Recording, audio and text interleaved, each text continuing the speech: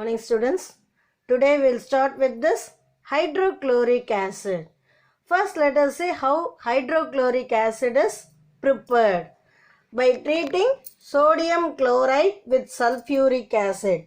So when sodium chloride is treated with sulfuric acid, it is giving hydrochloric acid. Sodium sulfate, it is obtained as a byproduct. Clear? After that, even it is prepared by using sodium bisulfate with sodium chloride also. That is another way of preparation. Write any one method, that is enough. Okay. Properties, when we are saying in physical properties, it is extremely soluble in water. So what happens when it dissolves in water? It will split into ions. Okay. After that, properties, chemical properties. Whenever metals react with dilute acids, it liberates hydrogen. So zinc with hydrochloric acid, obviously what it is doing? It will displace hydrogen gas. Okay, zinc chloride and hydrogen.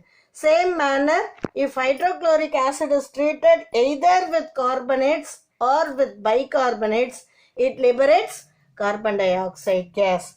Even it is liberating sulfur dioxide from sodium sulfate. So when sodium sulfate is treated with hydrochloric acid, at that time it is giving sulfur dioxide. Okay, this is usual process. What we are going to see now, that is important.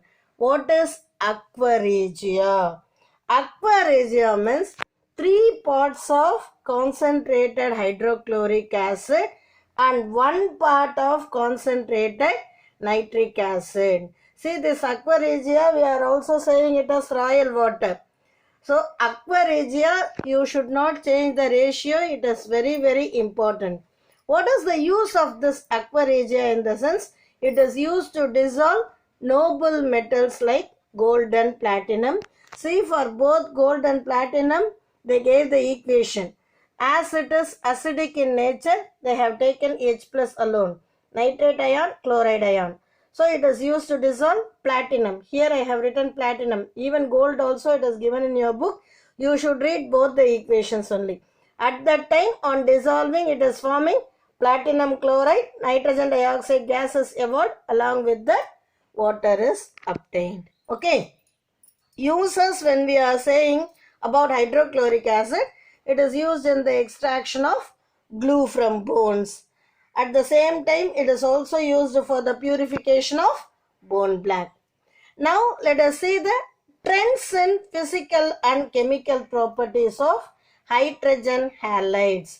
In what way this hydrogen fluoride, it differs from rest of the hydrogen halides. That also here it is given in detail. Okay. When we are saying about preparation of hydrochloric acid, whenever hydrogen and chlorine combine, direct combination itself it is giving hydrochloric acid. Whereas this hydrogen and fluorine, the reaction is violent in nature. So it is not that much easy. At the same time, hydrogen and bromine or hydrogen and iodine, it is reversible in its nature. So we are not able to get the pure form of hydrogen bromide and hydrogen iodide. Is it clear?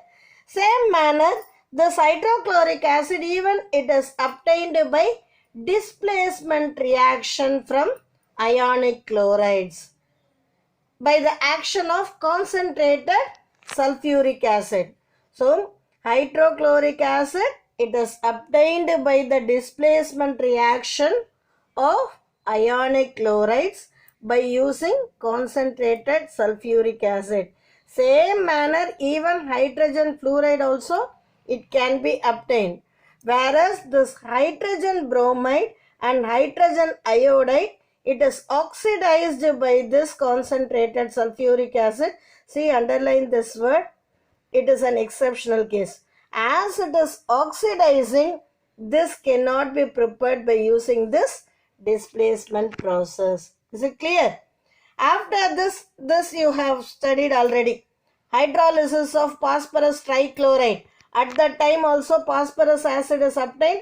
Hydrochloric acid is obtained as a byproduct. Even this hydrogen bromide or hydrogen iodide, That also it is obtained by using this process. Phosphorus, when it is treated with halogen, it is giving phosphorus trihalide. See, this halogen, it may be bromine or iodine. It is suitable only for bromine and iodine. Okay. Suppose if any other halogen vapors also, if it is passed along with hydrogen halide, that also it can be removed by using this red phosphorus. Clear? Covalent hydrides. Even this hydrochloric acid, it is obtained as a byproduct in the formation of this sulfur colloid, which you studied already in condensation method. Okay. After that, they gave the thermal stability. Generally, this thermal stability of hydrogen halides, it is decreasing from fluoride to iodide. Okay. Hydrogen fluoride, generally it possesses high melting and boiling point due to strong hydrogen bonds. See, from now onwards, whatever points it is given for hydrogen fluoride, it is important. Even hydrogen fluoride is a weak acid. Hydrogen fluoride possesses high melting and boiling point. At the same time, hydrogen fluoride is a weak acid. Even this hydrofluoric acid, it is forming sodium hydrogen fluoride, potassium hydrogen fluoride. So this kind of hydrogen halides, it doesn't form for other halogens. Other hydrogen halides, it doesn't form hydrogen dihalides like this. Like NaHF2, it won't form.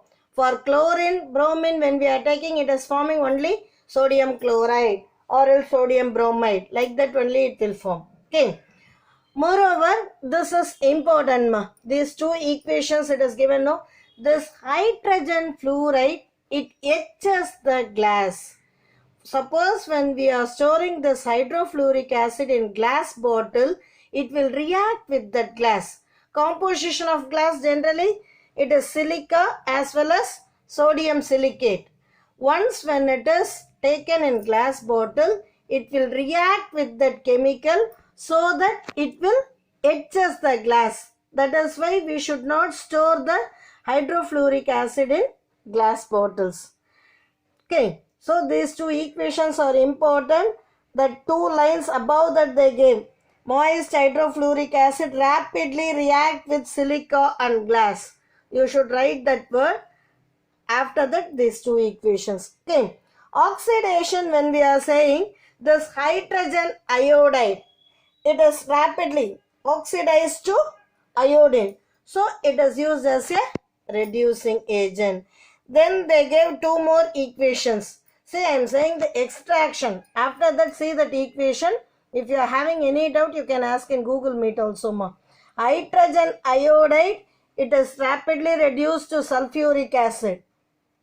It is reduced by sulfuric acid into hydrogen sulfide. Okay. Hi plus H2SO4, it is there, no ma'am. In that sulfuric hydrogen iodide, it is reduced to iodine. Hi is reduced to iodine by using sulfuric acid. At the same time, when we are doing the same process for hydrogen bromide, it is somewhat difficult to oxidize. But what it is doing? This hydrogen bromide, slowly it is converting the sulfuric acid to sulfur dioxide. In spite of hydrogen sulfide, in hydrogen bromide, we are getting sulfur dioxide. Is it clear? After that, they gave one more tabular column. In that, they summarizes all the trends. Just go through that. Okay. Now, what we are going to see, it is very important, interhalogen compounds. Interhalogen compounds means each halogen, it is combining with other halogen so that it is forming so many interhalogen compounds. Actually, it is of four types: AB, AB3, AB5, AB7. Actually, A is one halogen and B is another halogen. Now, let us see the properties of interhalogen compounds. Properties, when we are saying central atom, always it will be larger one.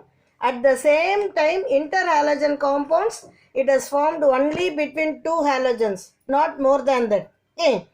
Fluorine, always it doesn't act as central metal atom, because what I said in first point, central metal atom, it should be larger one.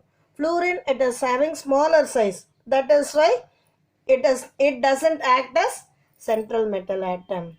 Even due to high electronegativity of fluorine, it is attracting so many ligands, so that it is making the central metal atom to get high coordination number. Coordination number is nothing but number of ligands which is attached to the central metal atom. That we will discuss in 5th unit. Okay, at that time I will explain in detail. Even you know very well what are ligands.